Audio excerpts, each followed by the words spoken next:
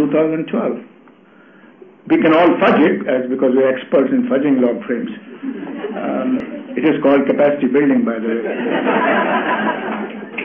But to predict that but if that is the only model in which resources can be accepted and transferred, then I think we are in for trouble. We will be predicting precisely the most inconsequential, because what is most important, as Lauren said, is so unpredictable and uncertain.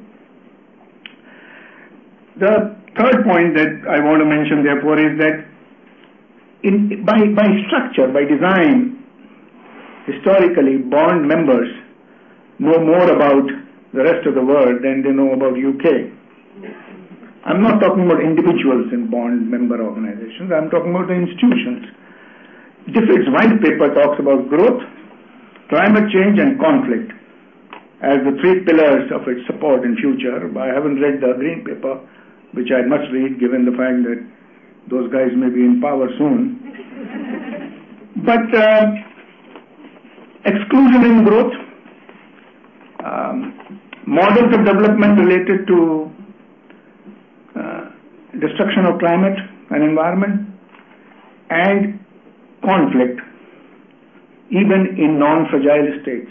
All these three phenomena, exclusion from growth, models of development affecting climate and environment, and conflict in non-fragile states. All these three pillars of UK's white paper, DFID's white paper, all these three pillars are applicable in UK. I believe there is exclusion in growth models of UK. I believe there is enormous question about the model of development which affects environment and climate change in UK.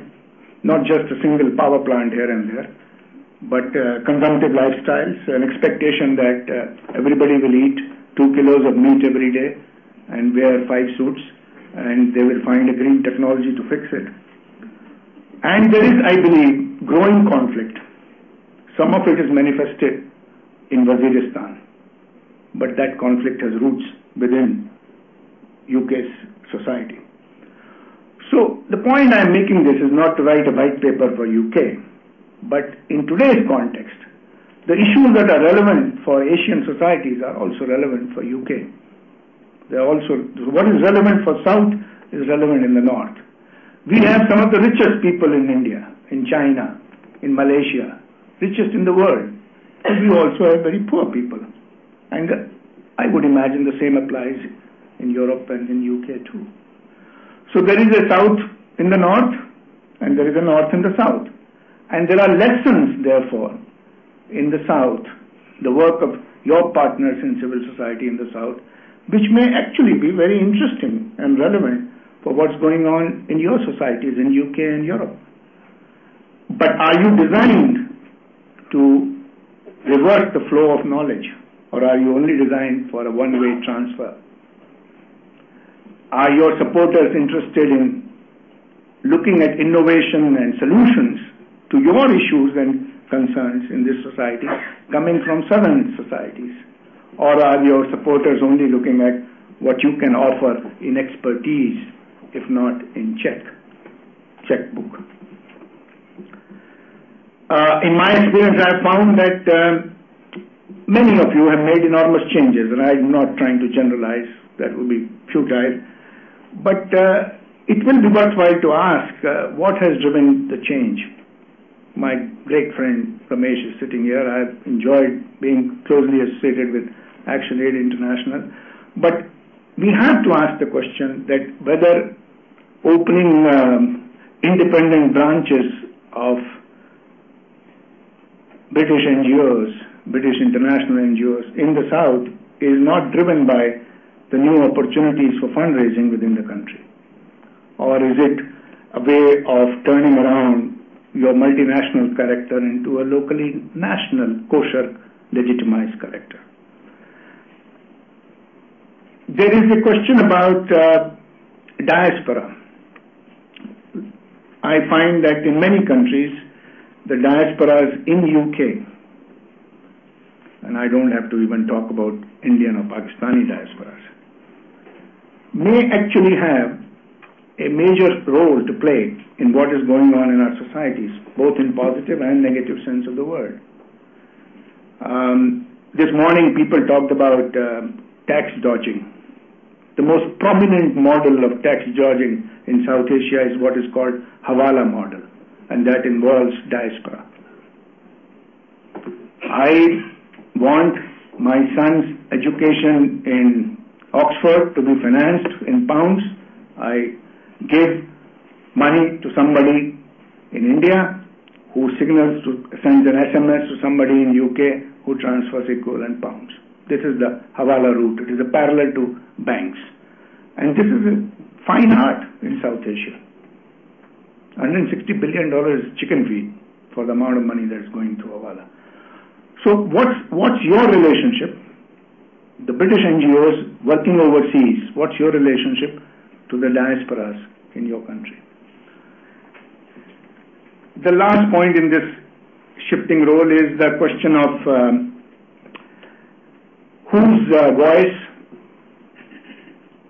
and whose voice is heard and whose face is seen when it comes to influencing public opinion and public policy in our countries in the South and in global platforms. Some of international NGOs have begun to look at this question of what has been narrowly defined as accountability to their southern partners. But it is a question which is bigger than that. If BBC is a trusted mechanism to talk about poverty, exclusion, conflicts in China, in India, in Indonesia, in Philippines, then the face of the spokesperson cannot be forever Oxfams or ActionAids of this world, or Save the Children or Planet. That creates a different perception. That creates a perception in our society that we are your agents. We supply information and you speak to BBC. It reduces the space for domestic civil society to negotiate its own relations of power with its own power structures in the country. And this is as true for large societies and large civil societies in India and Philippines as it is to the weak civil societies in China and Malaysia. In this regard, the structure of global funding, including the structure of funding from DFID, privileges those who are in 500-kilometer radius of London, in fact Victoria. It privileges because DFID office in India, DFID office in Indonesia is only looking at civil society in those countries for domestic roles. Will it be possible for DFID to support and you to encourage DFID to support? Will it be possible that a new G20 Southern Alliance is rooted, initiated, anchored in those southern G20 countries? A new BRIC alliance is rooted in those countries. Will it be possible? The structure of funding is not there today to make it happen. But if your model of change, if your theory of change suggests that democratization in China will largely happen through Chinese people and Chinese civil society and Chinese media, that poverty eradication and end of violence in India will happen largely through Indian civil society and Indian media and Indian academia, then you have to find a way to privilege those conditions, those